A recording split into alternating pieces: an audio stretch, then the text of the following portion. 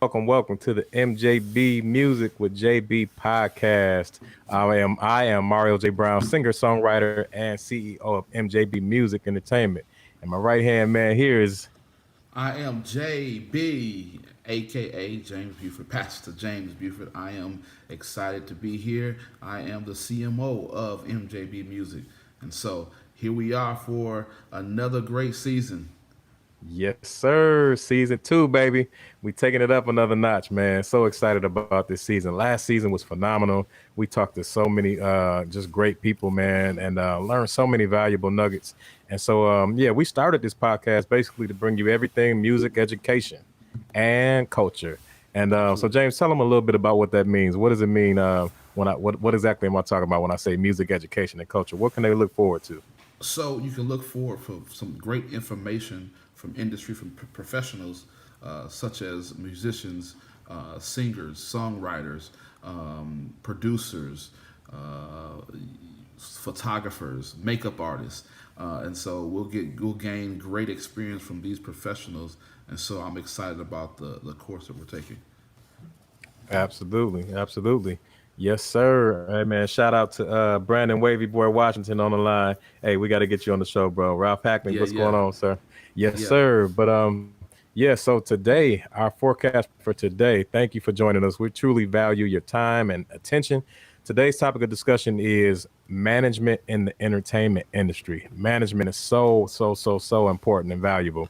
So I'm going to read this quick bio of our guest. It's Greg Uncle G Lyons, president and CEO of Uncle G Promotion and Entertainment, is an invisible and invincible force behind the success of a wide range of artists and popular music, from R&B, rap to gospel music. Widely recognized throughout the industry for his extraordinary success in promoting and marketing a diverse range of recording artists. His full service company also offers radio promotions, artist management, and concert and church bookings. But more importantly, Greg Lyons is a loving husband and father currently residing in New Orleans, Louisiana. But first, JB, tell them what's our newsflash culture moment of the day. What's going on in the culture? So I don't know if this is a cultural moment, but it might be a personal moment.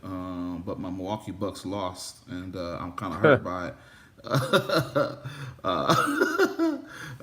So I mean, but here's a good thing: basketball is in. I mean, we're playing basketball, and I want to say that during the finals, it's been some phenomenal basketball being played. Some good games, some good close games, some good basketball, and I think it's great. I think the biggest thing I take away from it is the morale that it gives to us, the morale that it's giving to us, and watching the games and how it's building our morale and just kind of building our spirits during the process. So it's a really good thing going on. So I'm excited about it. Yes, sir. Yes, sir.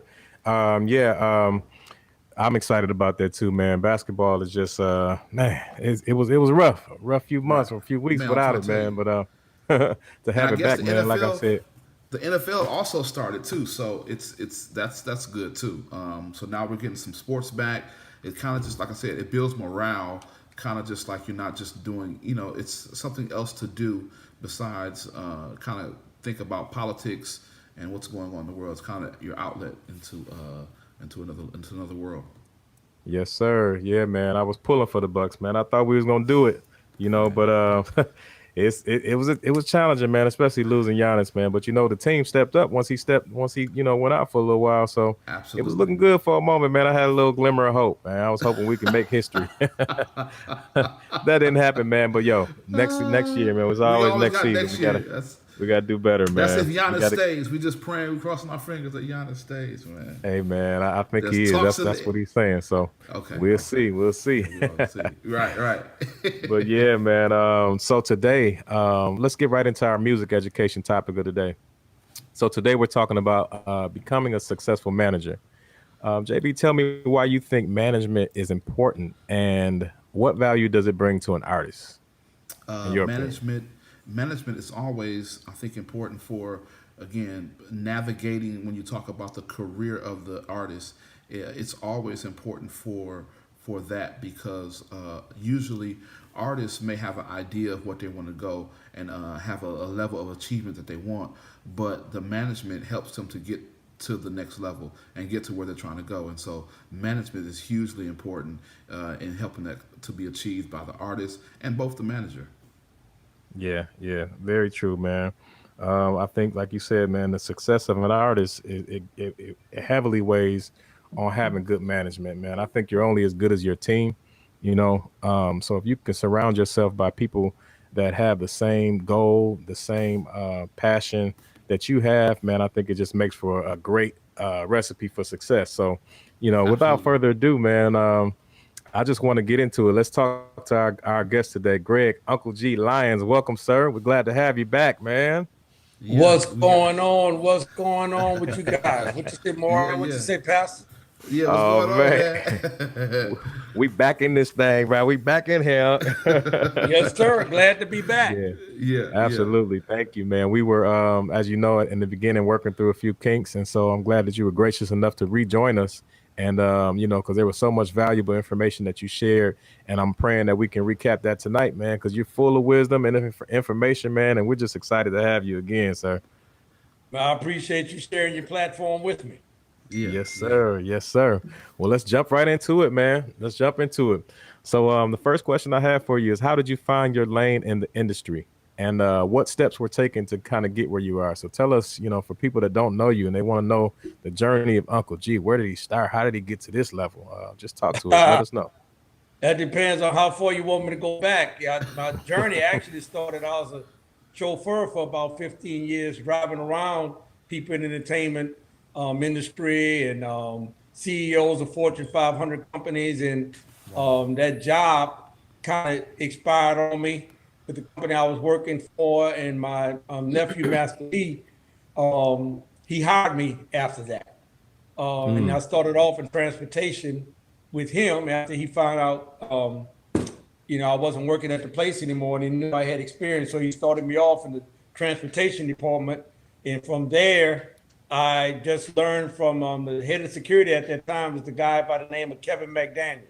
And he kind of took me under his wing and he was showing me different things about road management.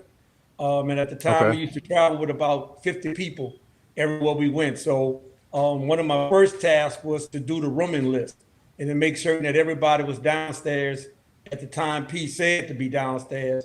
And that could be, 7 a.m. in the morning, but he may not come downstairs till 10 a.m. And one of Mm, his pet peeves was he never wanted to wait on anybody, regardless of what time he told you when he came down. He expected everybody to be ready to go. And yeah. that was almost like I called it herding cats because there was just a lot of people. They would wander off and everything. An incident happened in D.C. To where we were shooting a video and the guy came by and pulled the gun out. He was about to do a drive-by, and we had to kind of Mm, scurry and clear the set and get back to the hotel. And after that particular time, Pete said, "Hey, it's a liability to travel with so many people." He said, "So I'm gonna cut it down." He said, "But I'm not going to fire anybody. That you guys are going to basically dismiss yourselves." And that was probably my second trip that I was on. So I was a low guy on the wow. totem pole, even though that was my nephew. He didn't show any favoritism in that. So Yeah. I was like, well, I must gonna be the first one to leave. But he turned around in the same meeting and said, "Oh," he said, "I want you to always have a van ready wherever we go, and I want you to drive that van. And if something happens, at least we can, get a few people in the van and we could just go and we won't rely on the limousine company or a chauffeur being afraid, in the moment. Mm, At least we know to go." So that gave me some stability. So from there, I just started learning different things. When I saw something needed to be done, I just did it. It was nothing that I went to school for, but like I yeah. said, it was a lot to do, and I was blessed to be able to learn firsthand from somebody that was already a major star in the industry because he was getting opportunities left and right. And Yeah. after about 3 or 4 months of doing that, the numbers went down from 50 people traveling to the next trip. It probably was like about 35. From there, it went down to about 20. From there, it went down to about 10 or 11. And then when I Mm, looked up, a few months later, it was just me, P, and one of the security guards by the name of Kurt Hankton. And okay. from that, I started managing. I looked up, I was managing P and Romeo. And like Wow. nothing I went to school for, but it came from just taking on different tasks, learning firsthand from the industry. Start doing grunt work, but like I said, I just picked up on things, and God blessed me to be able to learn. Like I said, with someone that was already established. Wow. Wow. Wow, man, yeah, that's something you talk about. A major force in the industry, Master P, man, man. I know that's. I'm sure you learned so many valuable lessons just from even being connected, man. What's been some of the pros and maybe even cons being connected with somebody of that stature? Well, actually, even before we got connected, like I said, I drove limousines for 15 years. So that afforded me the opportunity to come in contact with countless celebrities, movie stars, like I said, CEOs. So from doing that job, which whole that job did to me, I missed that job because it was, somebody different, every day. You were your own boss. But from that, I learned, what to do and what not to do. I saw people from celebrity status firsthand, and I saw some of the things that they were doing, and some of the things that could have been tweaked a little bit. So Okay. that's really where I got a lot of my foundation from, just being around celebrities before I was thrusted in it. Because it was an old Jewish white guy that taught me the limousine business, and he said always be personable but never personal. Speak when you're spoken to. If they really wanted to be your friend, you would be sitting in the back seat, not in the front seat. So God flipped it on me to where I went from being in the front seat of the car to riding in the back seat of the car. So Come when I on got here my now. opportunity to ride in the back seat of the car, I knew some of the stories I had and how I was treated by some people while I was in the front seat of the car. So I knew what not to do and how to treat people. Being in the service industry, it gives you a whole different perspective on things and a whole bunch of appreciation on how to treat people, because you want to be treated. You want to, be treated. You want to treat people the way you want to be treated, right? Absolutely. So, it gave me a perspective on, firsthand on how celebrities would treat you. Some of them could be nasty, some of them be very pleasant, some of them would be very inviting, Yeah. very nice. So I saw the good and the bad side of that. So when I got with P, I already had a foundation. I wasn't starstruck, with some of the people that I was able to meet by being with him. So it was kind of an easy transition. And Yeah. even from there, even from working with P, I was blessed. When I started working in the gospel industry, I was blessed to move from that. I worked with a couple for a while and helped them formulate their label because of the experience that I got from working with P. And I did that for about 3 or 4 years. And then I was able to transition on, and I worked with Matthew Knowles, Beyonce's dad, at Music World for 10 Wow. years. Wow. So, to go from Master P, a pioneer in the hip hop side, to then go to work with Matthew Matthew, knows. arguably, Matthew knows arguably one of the best managers in the history of Wow. industry, with Beyonce and Destiny's Child, to be, working with him on a day-to-day basis, man, it was like a blessing. But I always say that I think, God really used the hip hop side as an internship for what I'm doing now on the gospel side. Like, he knew all along that I was going to be doing work for the kingdom. Like, the stuff that I did with P, I enjoyed that. It was great. It was a wonderful experience. I still kind of dibble dabble. If he ever calls me, I make myself available, because he gave me my start in the music industry. And he also helped me when I started to formulate my gospel label. He helped me financially. So whenever he calls me now, I still make myself available to do that. But like I said, I use that. I feel that was just an internship for what God really wanted me to do in the kingdom. Wow. What made you transition to gospel? Was that something that's been in your heart from, years before you even got there, or was it Well, something that not necessarily. It kind of went with my walk with God. At the time, I wasn't really saved yet when I was working on the hip hop side. And Okay. then, I got saved. And like I said, the couple, they were out of, at the time, they were living in Nashville. And the young lady's name is Naoki. She had been singing gospel since she was a little girl. But when they became teens and in the early 20s, her and her sister formulated a group called Millennium. And they toured for Prince. They were Prince background singers for 3 years. And after that ran its course, Naoki decided, she wanted to go back to her gospel roots. And she got married to one of my homeboys. So a mutual friend of ours told him what I was doing at No Limit. And like I said, he wanted to formulate the label. So I had never, worked gospel music at all. And he told him about me, and we spoke on the phone. So they flew down to Houston and played some music for me. And I said, well, hey, I've never worked in the gospel industry before, but I've worked radio. And I just feel this is something that I could get on the radio if you give me a shot. And they gave me a shot. And that first song that she did, I got that song number 5 in the country. Wow. And that started my, that kind of started my transition. And then, like I said, after that time, I got baptized. So that just kind of started my walk. And then things kind of slowed up on the No Limit side. So I just kind of transitioned with them and started working with them for a while. And then after that kind of ran its course, Brian Courtney Wilson, which, people know, national recording artist, Brian Courtney Wilson, he was from Houston, lived in Houston. He's from Chicago, but lived in Houston.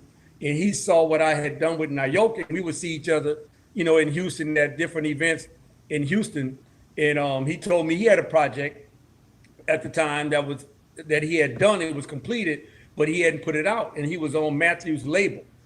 And oh, wow. He came to a Christmas party I give every year. And he let me listen to the project. To give you the short version, he let me listen to the project. And I was like, wow, this blew me away. And I called him and I said, well, now, what were you telling me about this project? Because it's one song, All I Need. It really ministered to me.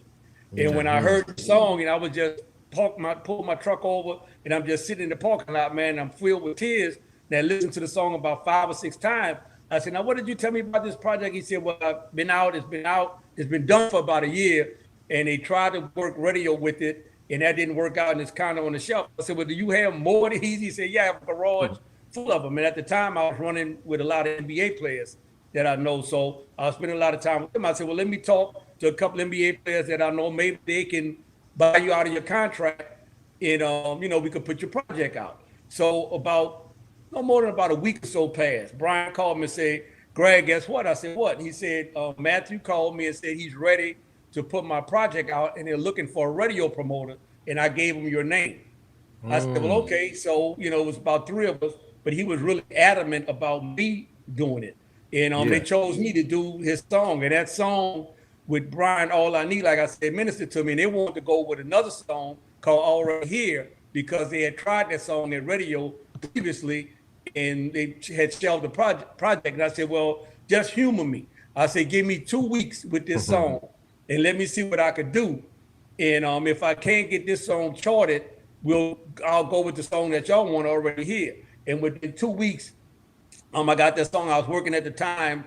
Daphne Cassell was kind of took me under her wing to help me with gospel radio, because like I said, I had never done gospel radio before. And we got that song charted within 2 weeks. And to this day, that song is the longest running song on Billboard history, 92 weeks in any genre. That song stayed on the charts 92 weeks. And from that project, I had, and I think this is the only person that's done it in my time at gospel. I don't know about previous to me, but he's the only artist from the same project. I had 3 songs from that same project in Billboard Top 30 at the same time. So that kind of solidified me in gospel after that happened. And then Matthew was like, hey, I want you to do all of my radio for the label. And that's kind of how I got to where I am right now. Like I said, I worked with him for 10 years with, all kind of people. Leandra Johnson, Brian, Trinity 5-7, Micah Stampley, Juanita Bynum, 3 seasons of the Sunday Best on winners and the runner-up. So that really solidified me in doing gospel music. Wow. Man, I think that's a good place to even not just congratulate you for the work that you've done in the past, but Miss Keela Richardson, man. Shout out to Keela. Just went number 1 within the last week, man. So excited and happy to see that happen for you too, man. and just congrats. That's Praise worth God. Thank you. recognition. I appreciate it. I Yes, appreciate it. sir. Shout out to Killer and Pensacola, Florida. Stand up.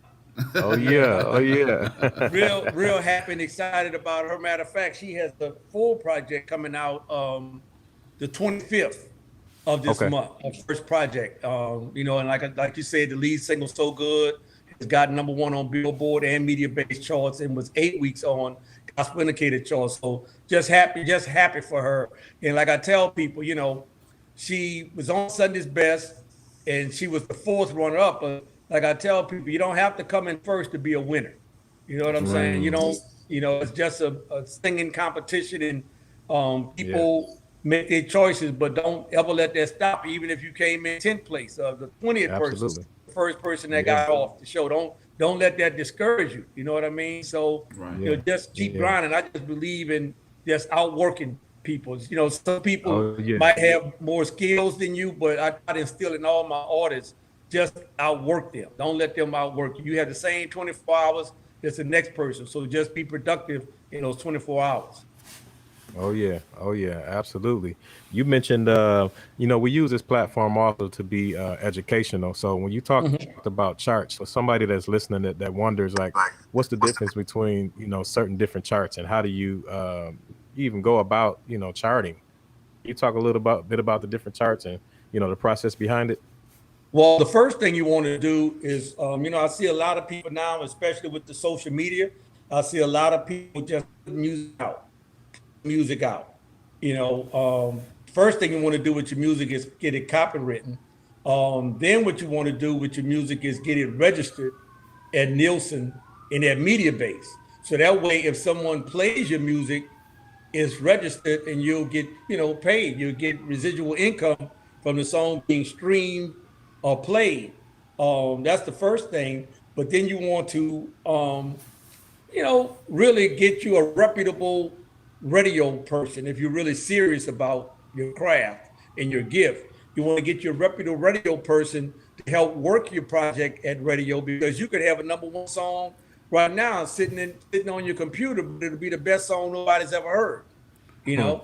So you want to find somebody that's going to help you get the music out to the masses is the #1 thing. But you also, like I said, you want to get it registered at Nielsen. You just go online to their website and upload the song. You want to get an ISRC number for the song. You want to get some artwork for your single and get all of that embedded, because now radio stations won't even play your music if you don't have the ISRC code embedded in the music. And that's the way you get paid on it, with having that code embedded in your music. So you want to do that, get them registered. And then that way, like I said, if anybody streams it, whether it be on Pandora, Spotify, on Google Play, or on YouTube, you'll get credit for that. Yeah. So for someone who's listening that may not have necessarily a musical talent or gift, but they have a passion for music and have a good ear, and maybe they want to become a radio promoter or get into radio tracking, is there any advice you can give somebody that may be struggling with even their artists, or that just to get their music out there, and what steps it takes to kind of get that ball rolling? It's all about, I've learned in my years in this music industry, it's all about relationships. Like I said, when I started, even with P, I didn't know anybody. You know what I mean? But I was blessed, like I said, I was blessed to be with someone that was established. So I got an opportunity to meet a whole lot of very influential people in the industry that I still have on the hip hop side. I still have relationships with those people. But it's all about trying to build your database. And I just encourage anybody, if you want to work with an artist, you just go online. Most of the time with the radio station, I would say start locally. Start locally at your local radio station. Find out what call days, because now with the pandemic, nobody's really letting you come to the radio station.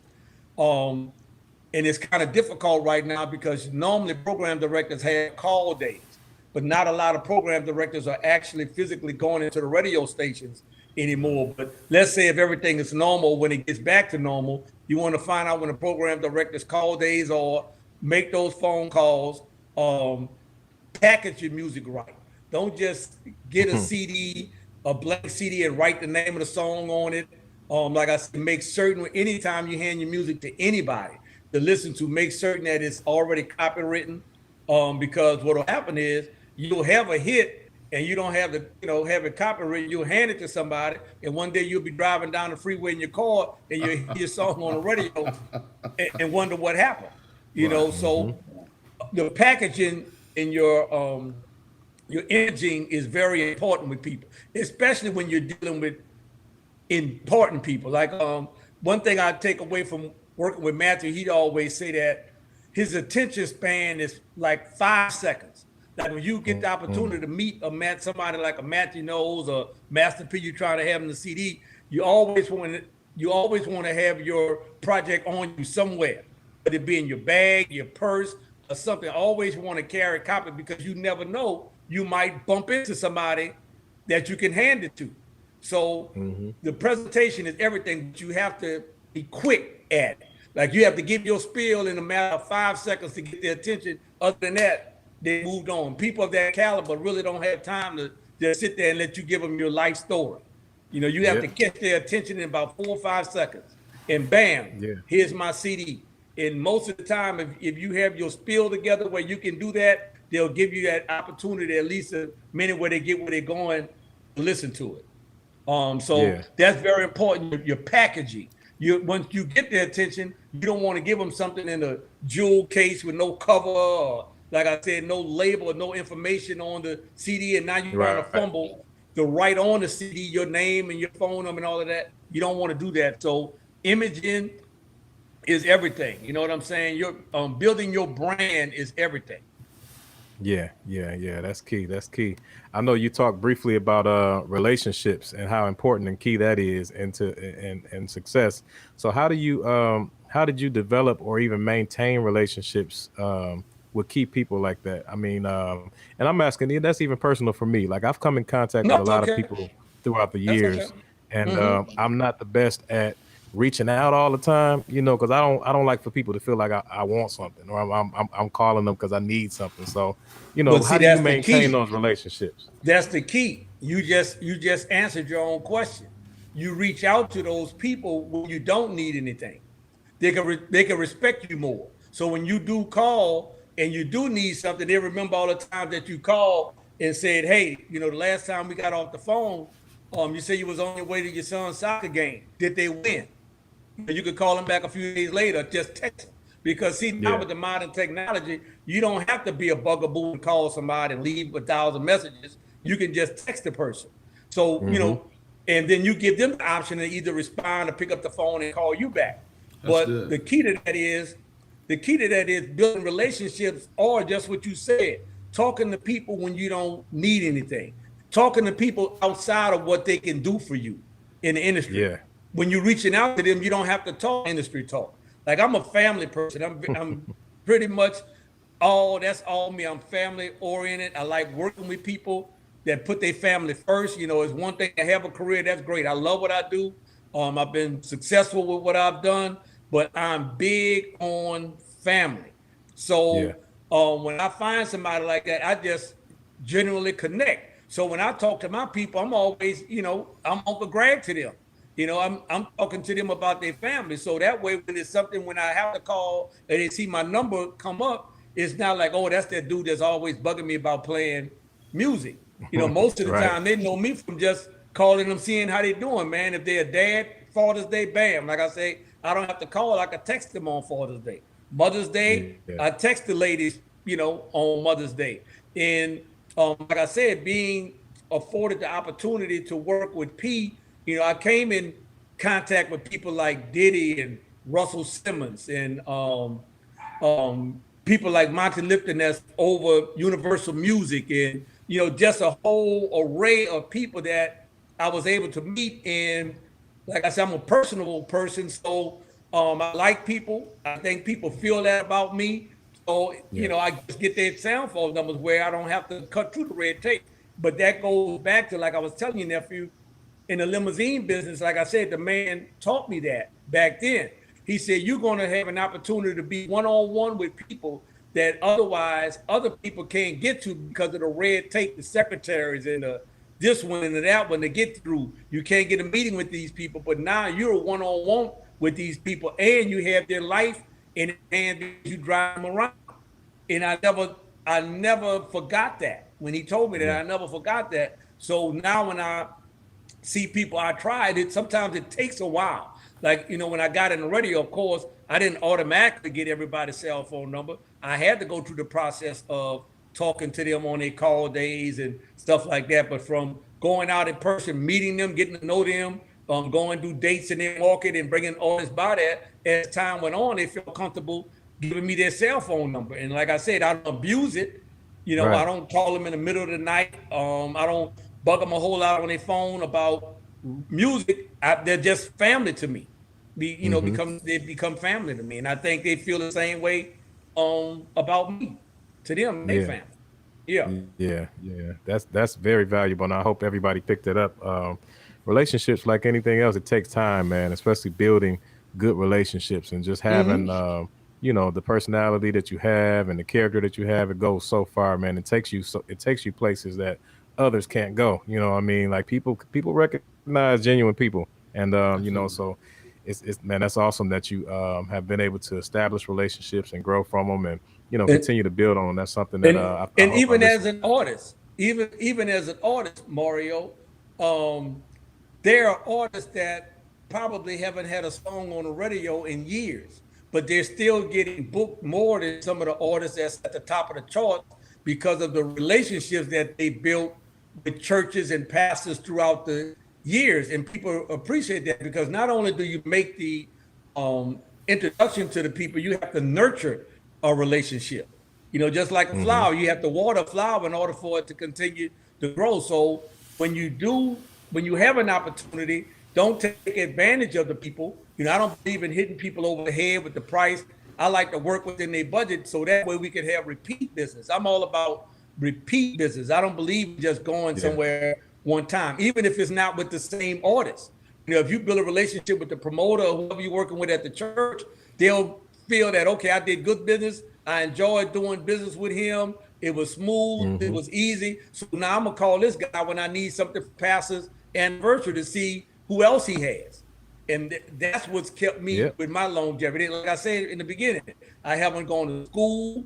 I don't feel I'm any smarter than anybody else. I don't have no magic wand that I wave, but it's my relationships that I've throughout the years that I've built with people and I feel that I've nurtured with people that keeps me going. Because like I said, it's a lot of artists out here that you don't hear on the radio, but they cool. They working. They outworking a whole bunch of people because of the relationships that they built throughout the years.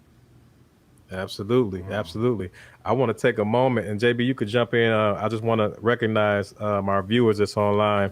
Shout out to Troy Harris, Sean Keys. I believe you know who that is, Uncle G. The maestro, Anthony Jackson, super producer Sean Keys. Oh yeah, Pierre Medora, another super producer, my brother. Ray not Ray. Pierre on the line. See, I can't see who's on the line. Cheney Joplin, Jacob Ware, Walter Hewlett, Tanisha, Patricia. We recognize you. Just wanted to give you a shout out real quick. JB, you got something you want to interject before I continue? No, I'm just amazed at the amount of information, and I hope the viewers are really listening to Uncle G because he's dropping jewels when it comes to what the things that he's talking about. But I know he's a humble man. I can sense that. But he has a little bit of the Midas touch, I think, because it looks like everything that he touches it turns to gold. No, I appreciate you saying that, Pastor. That's all God. Trust me. I wish I could lay claim to that. But again, I just take pride, and I just feel my mama always taught me this. So I had reached out to me even more for Hit the Light this year. So that makes me James Mabel Jr. nephew that they've learned that. And has a genuine love for people, regardless of what, like I said, when I read your bio, all of that stuff is great, man. But more